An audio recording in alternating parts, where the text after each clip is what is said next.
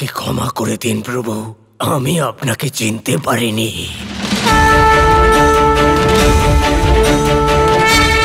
তোমার সিদ্ধান্ত সার্থক হলো। মুক্তি পাওয়ার জন্য যথেষ্ট বীরত্বের প্রমাণ দিয়েছ তুমি। মুক্তি পাওয়ার জন্য যথেষ্ট সাহসের পরিচয় দিয়েছ তুমি। অদ্ভুত। আজ থেকে এই ঘাট কেশী ঘাট নামে পরিচিত হবে। তুমি মুক্তি পেলে কেশী।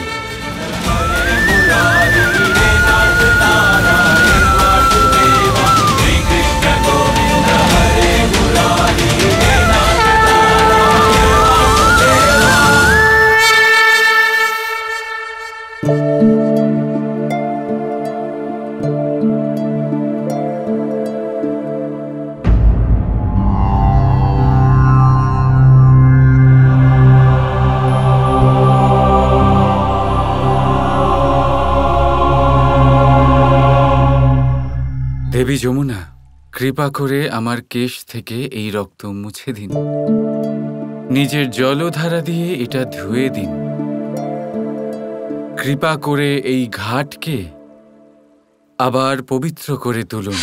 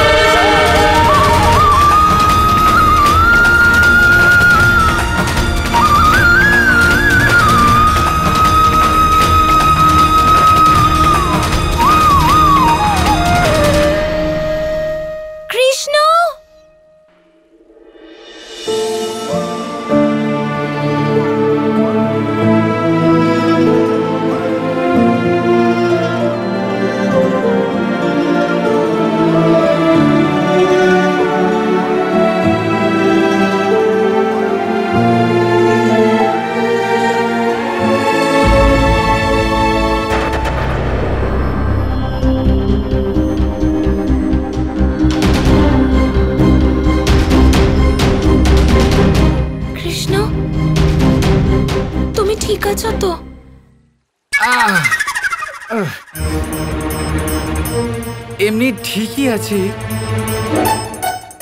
কিন্তু এই রথযাত্রা আমার জন্য খুব একটা আরামদায়ক ছিল না। নারায়ণকে অনেক ধন্যবাদ যে আমার কানাই ঠিক আছে। মা, একবার আমাকে দেখুন, আমি একদম ঠিক আছি। এখন আপনার একদম চিন্তা করার প্রয়োজন নেই।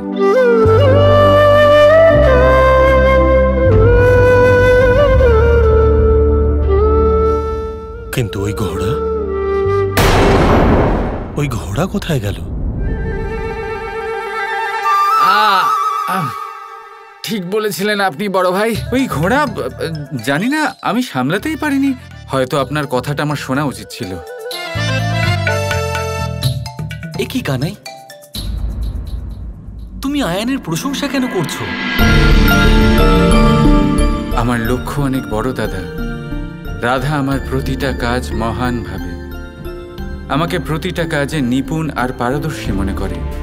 আমাকে ওর এই ভুল ভাঙতেই হবে, ওকে এই চিন্তাধারা থেকে বের করতেই হবে দাদা। তুমি বললে না কৃষ্ণ, ওই ঘোড়া কোথায়? ওই ঘোড়া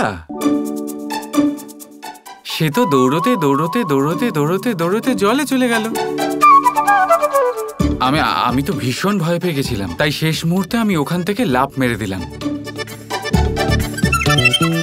জলে চলে গেছে? কিন্তু ঘোড়া তো সাঁতার কাটতে জানে।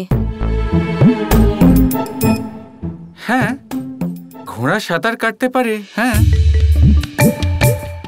কিন্তু রথ তো সাঁতার কাটতে পারে না। হয়তো ওই রথের ভারের কারণে ওই ঘোড়াও ডুবে গেছে বেচারা।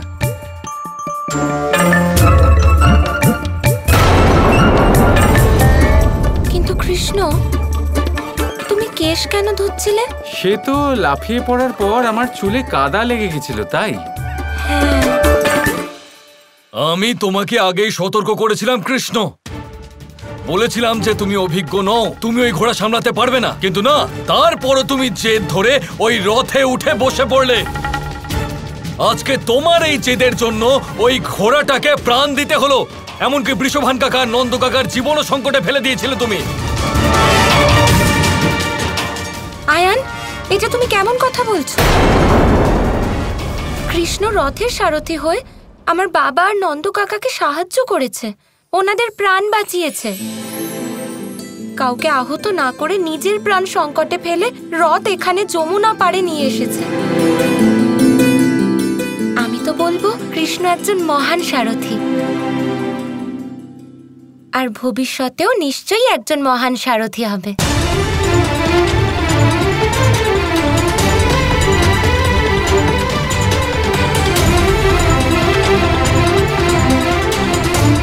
আর আমার মনে হয় কৃষ্ণ আজও একটা মহান কাজ করেছে, কেশী নামক ঘোড়া থেকে আমাদের সবার প্রাণ বাঁচিয়েছে, আর এই ঘাটে নিজের কেশ ধুয়েছে। কেশ ধোয়া মানে মন আর মস্তিষ্ক শুদ্ধ করা। তাই আমি কৃষ্ণকে একটা নতুন নাম দিতে চাই। আমি কৃষ্ণকে কেশব নাম দিয়ে সম্মানিত করতে চাই।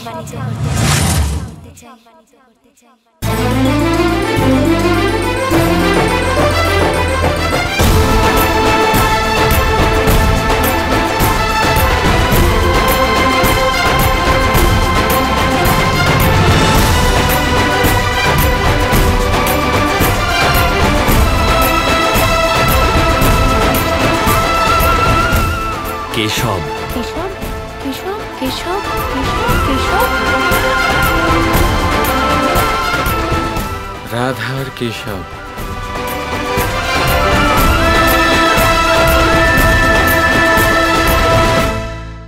কেশব,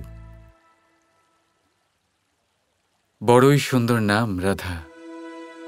এই সম্মান দেওয়ার জন্য আর এই নতুন নামকরণের জন্য অনেক অনেক ধন্যবাদ। আশা করি একদিন সংসার তোমাকে এই নামেও ডাকবে, কেশব, কেশব, কেশব।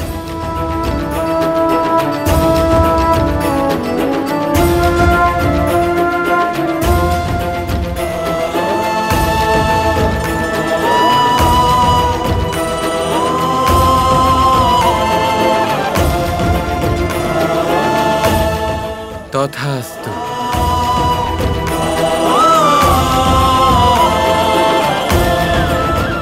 কানাই, সমস্ত চেষ্টা তো বিফলেই চলে গেল।